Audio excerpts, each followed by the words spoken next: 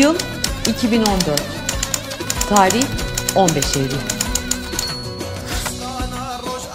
Kobani'yi işgal etmeyi planlayan barbar IŞİD çeteleri tarihin en büyük direnişlerinden biriyle karşılaştı. Direnen kadınların zılgıtları çetelerin sonunu getirdi.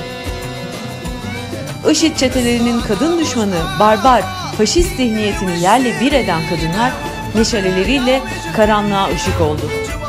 Kadınlar Kobani başta olmak üzere Kuzey ve Doğu Suriye'de yeni yaşamın öncü gücü olmayı sürdürüyor.